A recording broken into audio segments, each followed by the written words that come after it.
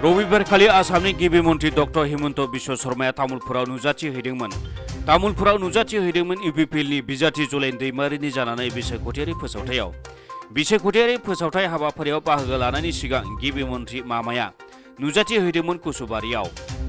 फरायसा आरो सेंग्रा सिख्लाफोरजों रायज्लायनानै सेल्फिबो दिखाङो गिबि मन्थ्रि बिथाङा। गिबि मन्थ्रि बिथांखौ खाथियाव लोगो मोननानै रंजाखांदोंमोन भागिनफोरा।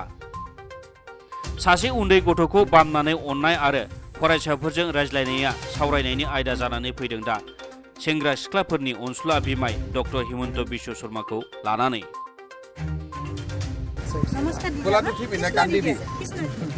আচ্ছা কৃষ্ণ দিব জানা হৈ গলি কৃষ্ণ কৃষ্ণ মোৰ খোলাটো ঠিবি এতিয়া কৃষ্ণদেৱ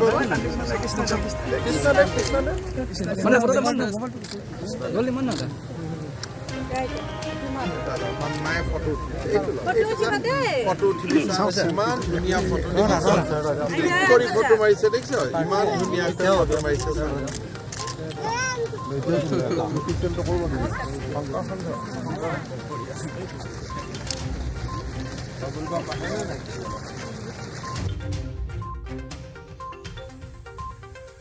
बाक्सानिफ्राय दीपक कुमार पाठक इनसाइड एनी बर'।